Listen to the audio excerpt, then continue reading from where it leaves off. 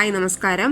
അപ്പോൾ ഞാൻ ഇന്ന് വന്നിട്ടുള്ളത് ഒരു കൊഞ്ച് സ്പെഷ്യൽ മുളകിട്ട കറിയായിട്ടാണ്. നിങ്ങൾ എന്തായാലും ഈ ഒരു വേർഷനിൽ ട്രൈ ചെയ്ത് നോക്കൂ കേട്ടോ. സാധാരണ നിങ്ങൾ എങ്ങനെയാണ് ചെയ്യുന്നത് എനിക്കറിയില്ല, ഞാൻ ഈ ഒരു രീതിയിലാണ് ചെയ്യാറ്. നിങ്ങളൊന്ന് ട്രൈ ചെയ്ത് നോക്കൂ, നിങ്ങൾക്ക് തീർച്ചയായിട്ടും ഇഷ്ടപ്പെടും. അതുപോലെ ഒരുപാട് ഇൻഗ്രീഡിയൻസിൻ്റെ ആവശ്യമൊന്നുമില്ല, കുറച്ച് ഇൻഗ്രീഡിയൻസ് മാത്രം വെച്ച് നമുക്ക് എങ്ങനെയാണ് ഇങ്ങനെ ഒരു തിക്ക് ഗ്രേവി ആയിട്ടുള്ള കൊഞ്ച് മുളകിട്ട് കറി ഉണ്ടാക്കുന്നത് നമുക്ക് നോക്കാം. അതിനു മുന്നേ എൻ്റെ ചാനലിൻ്റെ വീഡിയോസൊക്കെ ആദ്യമായിട്ട് കാണുന്നവരാണെങ്കിൽ പെട്ടെന്ന് തന്നെ ചാനൽ സബ്സ്ക്രൈബ് ചെയ്യുക. അപ്പോൾ നമുക്ക് പെട്ടെന്ന് തന്നെ എങ്ങനെയാണ് ഈ കൊഞ്ച് മുളകിട്ട കറി റെഡിയാക്കാൻ നോക്കിയിട്ട് പെട്ടെന്ന് വരാം. ഇത് റെഡിയാക്കാനായിട്ട് നമുക്ക് ആദ്യം വേണ്ടത് കൊഞ്ചാണ്. ഞാനിപ്പോൾ ഒരു 250 ഗ്രാം കൊഞ്ചെടുത്തിട്ടുണ്ട് കേട്ടോ. പിന്നെ നമുക്ക് വേണ്ടത് ഒരു ടീസ്പൂൺ കാശ്മീരി മുളക് പൊടി, അതുപോലെ 1.5 ടീസ്പൂൺ നമ്മുടെ സാധാരണ മുളക് പൊടി, അതുപോലെ ഒരു 1/4 ടീസ്പൂൺ ഇല്ല കേട്ടോ, അതിലും കുറവ് മഞ്ഞൾപ്പൊടി, അതുപോലെ 1/4 ടീസ്പൂൺ ഇല്ല അതിലും കുറവ് കുരുമുളക് പൊടി, പിന്നെ ഗരം മസാല, മല്ലിപ്പൊടി, അത് രണ്ടും 1/4 ടീസ്പൂണിലും കുറവാണ് കേട്ടോ. ഒരിക്കലും ഗരം മസാലയും മല്ലിപ്പൊടിയൊന്നിൻ്റെ അളവ് ഒന്ന് കൂടിപ്പോകാൻ പാടില്ല, കാരണം ജസ്റ്റ് ഒരു ഫ്ലേവറിന് വേണ്ടി മാത്രമാണ് കേട്ടോ ചേർത്ത് കൊടുക്കുന്നത്. അപ്പോൾ ഈ പൊടികളൊക്കെ പറഞ്ഞ കണക്കിൽ മാത്രം എടുക്കുക. പിന്നെ നമുക്ക് വേണ്ടത് ഒരു ചെറിയ തക്കാളിയുടെ ഹാഫ് ഞാൻ കട്ട് ചെയ്ത് എടുത്തിട്ടുണ്ട്, അതുപോലെ 2 പച്ചമുളക്, ഒരു കറിവേപ്പില എടുത്തിട്ടുണ്ട്, അതുപോലെ ഒരു 5-6 ചെറിയ ഉള്ളി എടുത്തിട്ടുണ്ട്. പിന്നെ നമുക്ക് വേണ്ടത് ചെറിയൊരു പീസ് പുളി ഞാനിവിടെ വെള്ളത്തിൽ കുതിർത്ത് വെച്ചിട്ടുണ്ട്. നിങ്ങൾക്ക് ഇനി അത് സാധാരണ വാളം പുളിയാണ് കേട്ടോ, നിങ്ങൾക്ക് ഇനി കുടംപുളിയാണ് ആ ഒരു ഇഷ്ടമുണ്ടെങ്കിൽ അത് യൂസ് ചെയ്യുക. അപ്പോൾ ഞാനിവിടെ വാളം പുളിയാണ് എടുത്തിട്ടുള്ളത്. അപ്പോൾ നമുക്ക് ഈ ഒരു ഇൻഗ്രീഡിയൻസ് വെച്ച് പെട്ടെന്ന് തന്നെ എങ്ങനെയാണ് കറി റെഡിയാക്കുന്നത് നോക്കിയിട്ട് വരാം. റെഡിയാക്കാനായിട്ട് ഞാൻ ആദ്യം ഒരു ചട്ടി വെച്ച് കൊടുത്തിട്ടുണ്ട്. നിങ്ങളുടെ കയ്യിൽ ചട്ടി ഇല്ലെങ്കിൽ എന്താണ് നിങ്ങൾ സാധാരണ യൂസ് ചെയ്യുന്നത് അത് സ്റ്റൗവിൽ വെച്ച് കൊടുക്കുക. ഇനി അതിലോട്ട് ഞാൻ വെളിച്ചെണ്ണ ഒഴിച്ചു കൊടുത്തിട്ടുണ്ട്. അപ്പോൾ വെളിച്ചെണ്ണ ഒന്ന് ചൂടാവുന്ന ടൈം കൊണ്ട് നമുക്ക് ഈ ഒരു മിക്സിയുടെ ചെറിയൊരു ജാറിൽ നമ്മൾ എടുത്ത് വെച്ചിരിക്കുന്ന പൊടികൾ ഇട്ട് കൊടുക്കുക. ഇത് നന്നായിട്ട് അരയണം കേട്ടോ. അരയാനായിട്ട് ഞാൻ 2 ടേബിൾ സ്പൂൺ വെള്ളം കൂടി ഇതിലോട്ട് ആഡ് ചെയ്ത് കൊടുത്തിട്ടുണ്ട്. ഇത് നന്നായിട്ട് അരച്ചെടുത്തിട്ട് നമ്മൾ എടുത്ത് വെച്ചിരിക്കുന്ന തക്കാളി, പച്ചമുളകൊക്കെ ഇതിൻ്റെ കൂടെ ഇട്ട് ഒന്ന് അരയ്ക്കണം. അതിനു മുന്നേ നമുക്കിത് നന്നായിട്ട് ഒന്ന് അരച്ചെടുക്കാം. അപ്പോൾ ഞാൻ പൊടികൾ മിക്സിയിലിട്ട് നന്നായിട്ടൊന്ന് ക്രഷ് ചെയ്തെടുത്തിട്ടുണ്ട്. ഇനി നമുക്ക് ഇതിലോട്ട് ഇതും ഇട്ടിട്ട് നന്നായിട്ട് അരയ്ക്കണം കേട്ടോ, നന്നായിട്ട് അരയണം. ഇനി നിങ്ങൾ വെള്ളം ചേർക്കേണ്ട ആവശ്യമില്ല. വെള്ളം അഥവാ ചേർത്തിട്ട് നിങ്ങൾക്ക് ചേർക്കാതെ അരയുന്നില്ല എന്നുണ്ടെങ്കിൽ കുറച്ച് 1 ടേബിൾ സ്പൂൺ വെള്ളം മാത്രം ആവാട്ടോ, ഒരുപാട് ഒഴിക്കരുത്. അപ്പോൾ ഞാനിതും നന്നായിട്ട് അരച്ചെടുത്തിട്ട് പെട്ടെന്ന് വരാം. അപ്പോൾ ഇതും ഞാൻ നന്നായിട്ട് അരച്ചെടുത്തിട്ടുണ്ട്. ഇനി നമുക്ക് ഈ ചൂടായ വെളിച്ചെണ്ണയിലോട്ട് നമ്മൾ അരച്ച് വെച്ചിരിക്കുന്ന ഈ മിക്സ് ചേർത്ത് കൊടുക്കാം. നന്നായിട്ട് അരയണം കേട്ടോ, എങ്കിലേ നമുക്ക് ആ കൊഴുപ്പായിട്ടുള്ള ആ ഒരു ഗ്രേവി നമുക്ക് കിട്ടുള്ളൂ. അപ്പോൾ മുഴുവനായിട്ടും ഇതിലോട്ട് ആഡ് ചെയ്ത് കൊടുക്കുക. അപ്പോൾ ഈ ഒരു സ്റ്റേജിൽ നമുക്ക് മിക്സിയുടെ ജാറിലോട്ട് കുറച്ച് വെള്ളം ഒഴിച്ചിട്ട് കുറച്ച് മാത്രം വെള്ളം ഒഴിച്ച് ഇതിലോട്ട് ചേർത്ത് കൊടുക്കാം.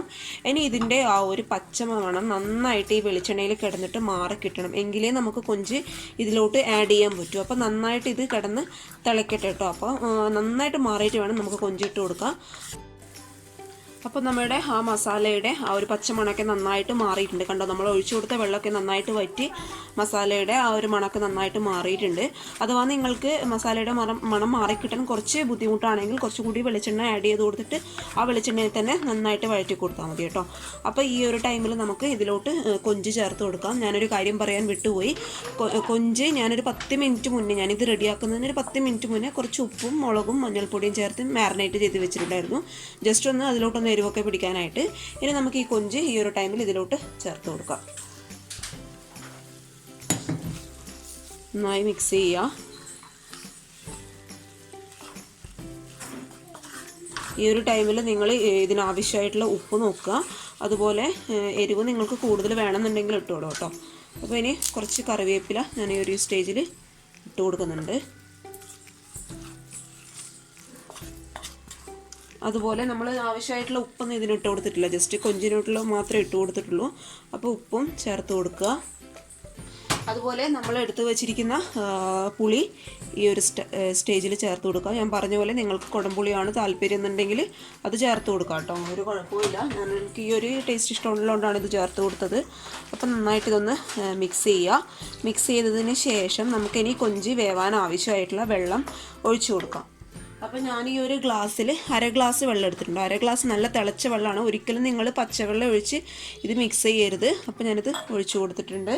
എപ്പോഴും തിളപ്പിച്ച വെള്ളം മാത്രം ഒഴിക്കുക. അത് ഈ ഒരു കറിയിലല്ല, ഏതൊരു കറി വെക്കുമ്പോഴും എപ്പോഴും തിളപ്പിച്ച വെള്ളം മാത്രം യൂസ് ചെയ്യുക കേട്ടോ. അപ്പോൾ ഇതിന് ഇതിൽ കിടന്നൊന്ന് വറ്റട്ടെ. വേണമെങ്കിൽ നമുക്ക് കുറച്ചുകൂടി വെള്ളം ഒഴിച്ചു കൊടുക്കാം. കൊഞ്ചൊന്ന് വെന്ത് കിട്ടാൻ ആവശ്യമായിട്ടുള്ള വെള്ളം നമുക്ക് ഒഴിച്ചു കൊടുക്കാം. അപ്പം വെള്ളം മതിയാവില്ല കേട്ടോ. ഞാനൊരു 1/4 ഗ്ലാസ് വെള്ളം കൂടി ഇതിലോട്ട് ആഡ് ചെയ്ത് കൊടുത്തിട്ടുണ്ട്. അപ്പോൾ അതുപോലെ നിങ്ങൾ ഉപ്പ് പുളിയൊക്കെ ഈ ഒരു ടൈമിൽ നോക്കുക, എരിവും നോക്കുക. ഇനി നന്നായിട്ട് ഇത് അടച്ച് വെച്ച് വേവിക്കുക കേട്ടോ. അപ്പോൾ നമ്മുടെ കറി കണ്ടോ അത്യാവശ്യം കുറുകി വന്നിട്ടുണ്ട്. ഇനി നിങ്ങൾക്ക് ഈ ഒരു ഗ്രേവി വേണ്ടാന്നുണ്ടെങ്കിൽ ഒന്നും കൂടി ഹൈ ഫ്ലെയിമിൽ വെച്ചിട്ട് നന്നായിട്ട് വറ്റിച്ചെടുക്കാം കേട്ടോ. എനിക്ക് കുറച്ചും കൂടി ഒന്ന് വറ്റി കിട്ടുന്നുണ്ട്. ഈ ഒരു സ്റ്റേജിലാണ് നിങ്ങൾക്ക് വേണമെന്നുണ്ടെങ്കിൽ നിങ്ങൾ പതുക്കെ തീ ഓഫ് ചെയ്യുക. അതുപോലെ ലാസ്റ്റ് കുറച്ച് വെളിച്ചെണ്ണ തൂക്കി കൊടുക്കുക, അതുപോലെ കറിവേപ്പില ഇട്ട് കൊടുക്കുക. എന്നിട്ട് അടച്ച് വെച്ച് ഒരു 5 മിനിറ്റ് കഴിഞ്ഞ് സെർവ് ചെയ്യുക കേട്ടോ. അപ്പോൾ ഞാനൊന്നും കൂടി വറ്റിച്ചെടുക്കുന്നുണ്ട്. എനിക്കിത് പോരാ, കുറച്ചും കൂടി ഒന്ന് വറ്റണം. അപ്പോഴാണ് ആ കൊഞ്ചിലൊക്കെ നന്നായിട്ട് ഗ്രേവി പിടിക്കുന്നു. അപ്പോൾ ഞാൻ ഒന്നും കൂടി ഇത് തുറന്ന് വെച്ച് തിളപ്പിക്കാൻ പോവാണ്.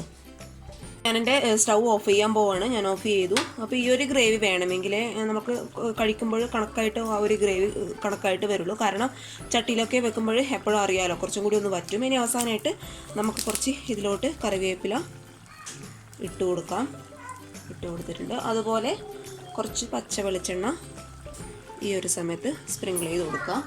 ഇനി ഇത് നന്നായിട്ട് അടച്ച് വെച്ച് നമ്മുടെ ഗ്രേവിയൊക്കെ കൊഞ്ചിലോട്ട് പിടിച്ച് നിങ്ങൾക്ക് സെർവ് ചെയ്യാം. അപ്പോൾ ഞാനിത് നന്നായിട്ട് അടച്ച് വെക്കാൻ പോവാണ് കേട്ടോ. കണ്ടോ, ഞാനിതൊരു സെർവിങ് പ്ലേറ്റിലോട്ട് മാറ്റിയിട്ടുണ്ട്. ഒരു 15 മിനിറ്റ് കഴിഞ്ഞപ്പോൾ കണ്ടോ നല്ല കളറായിട്ട് വന്നിട്ടുണ്ട്. അതുപോലെ നല്ല ഒരു തിക്ക് ഗ്രേവി ആയിട്ടും വന്നിട്ടുണ്ട് കേട്ടോ. അപ്പോഴെന്താ എന്തായാലും ഞാൻ പറഞ്ഞ ആ ഒരു ഇൻഗ്രീഡിയൻസിൻ്റെ അളവൊക്കെ വെച്ച് എന്തായാലും ട്രൈ ചെയ്ത് നോക്കുക. ട്രൈ ചെയ്ത് നോക്കിയിട്ട് അഭിപ്രായങ്ങളൊക്കെ അറിയിക്കുക. അതുപോലെ വീഡിയോസൊക്കെ ഇഷ്ടപ്പെട്ടാൽ സബ്സ്ക്രൈബ് ചെയ്യാനും അതുപോലെ ഷെയർ ചെയ്യാനും ലൈക്ക് ചെയ്യാനും മറക്കരുത് കേട്ടോ.